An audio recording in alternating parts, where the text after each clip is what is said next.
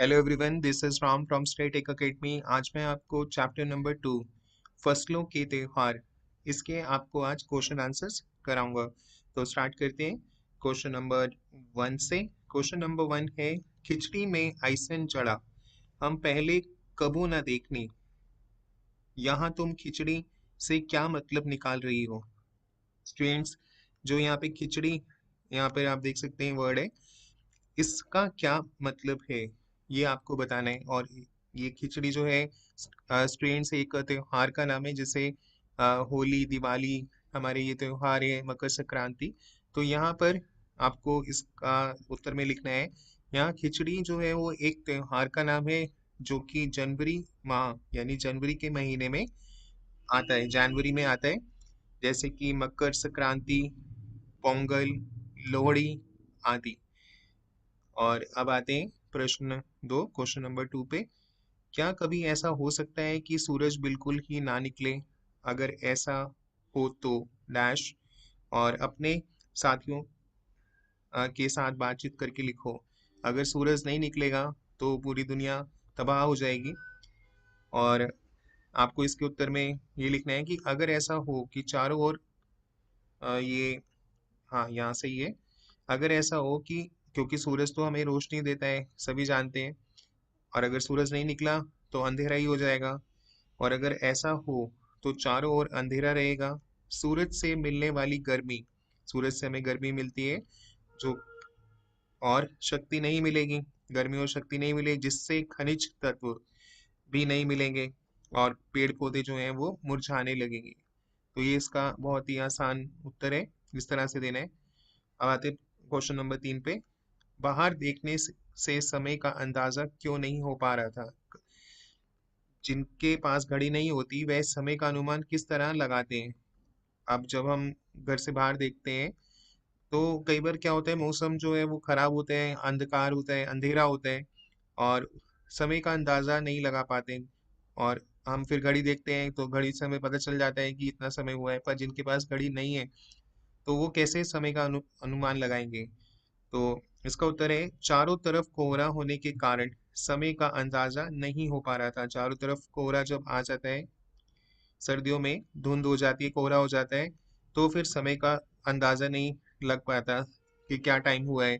तो सर्दियों में कोहरे के कारण सूरज दिखाई नहीं देता, क्योंकि कोहरा छा जाता है तो सूरज निकलता है पर दिखाई नहीं देता। लोग सूर्य की स्थिति से समय का अंदाजा लगाते हैं। कुछ लोग हैं जो, उन्हें पता चल जाता है सूर्य निकल गया है तो सुबह हो गई है, जल्दी का टाइम हो गया है, 4 या 5 बज गए हैं, तो सूरज निकलते ही पता चल जाता है। जिनके पास घड़ी नहीं होती वह समय का अनुमान सूरज की चढ़ती बढ़ती उतरती स्थिति से लगाते हैं। जब सूरज निकलता है और फिर सूरज ढलता है तो उन्हें पता चल जाता है सुबह हो गया, हो गई और शाम हो गई, तो उससे वो अंदाजा लगा लेते हैं।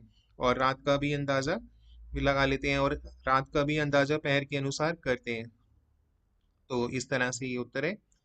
अब आते हैं प्रश्न 4 पर, क्वेश्चन नंबर 4। आज ई लोग के उठे के नाखी का।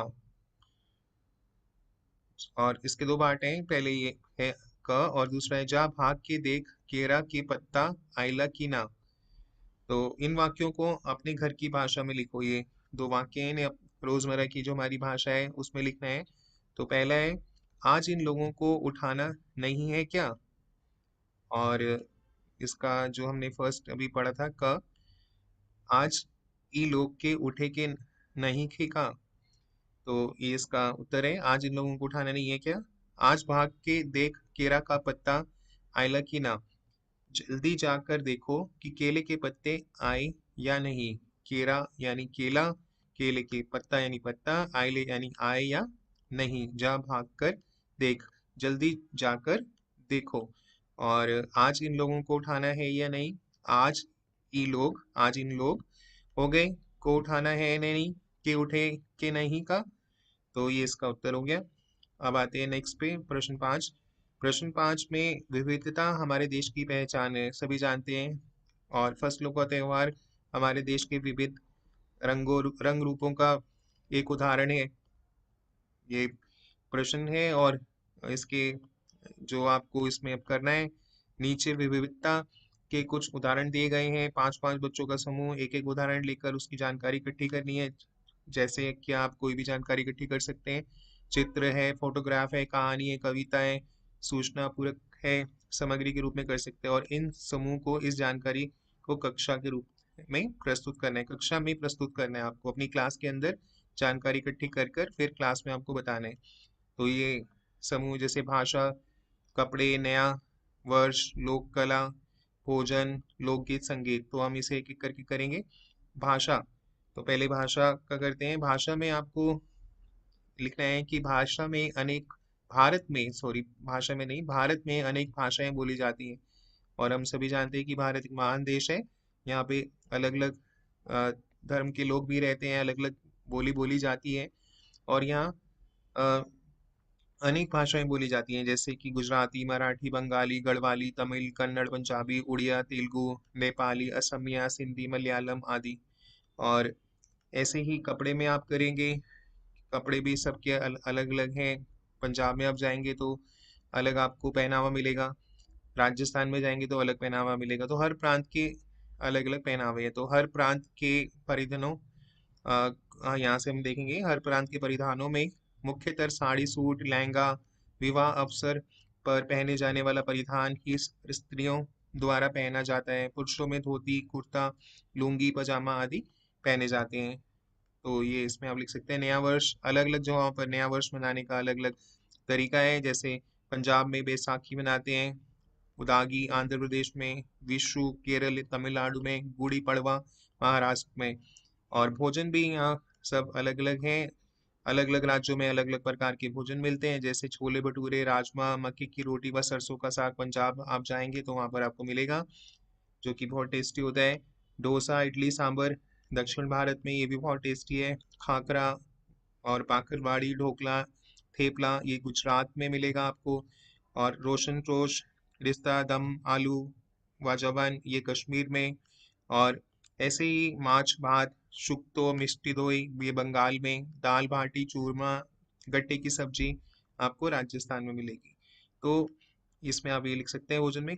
लोक कला में प्रत्येक प्रांत की लोक कला वहाँ की संस्कृति का परिचय देती है, जैसे मधुबनी बिहार, चित्तर दक्षिण भारत, और तंजपुर तमिलनाडु, थंकांग तिब्बत, पाट चित्र उड़ीसा, पिछवाई तथा फड़ राजस्थान, बाटिक दक्षिण भारत तथा बंगाल। और लोक संगीत में आएंगे तो अलग अलग भाषा और संस्कृति से होने से लोक संगीत भी अलग अलग होता है। भारत के लोक संगीत में अलग प्रांतों की लोकगीतों की व्यापक परंपरा चली आ रही है।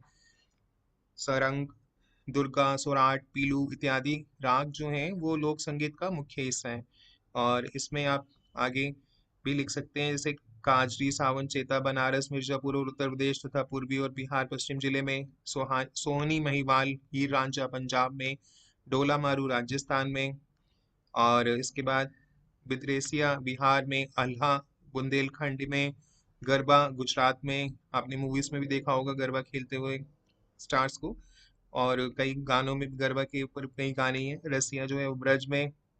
तो इस तरह से आपको ये करना था।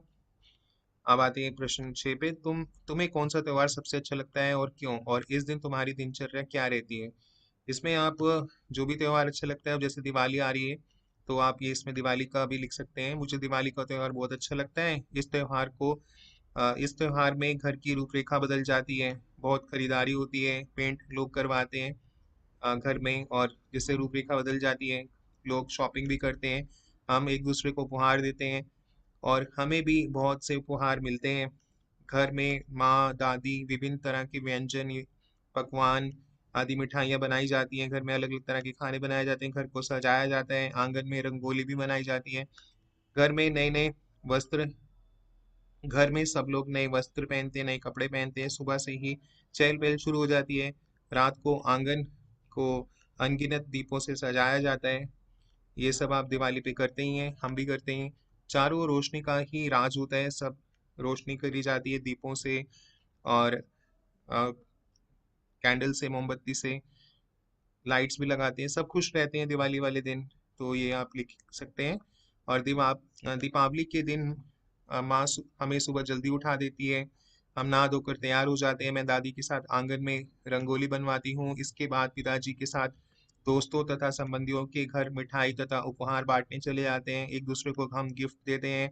पापा के साथ जाते हैं, रंगोली भी में बनाने में हेल्प करते हैं। दादी तब तक दादी के विभिन्न तरह के पकवान बना लेती हैं। दादी जो है, मैं और माँ पिताजी मिलकर घर को सजाते हैं। पिताजी आंगन में रंग बिरंगी बिजलियों के बल्ब लगाते हैं। शाम को हम नए कपड़े पहनते हैं और लक्ष्मी जी की पूजा की जाती है।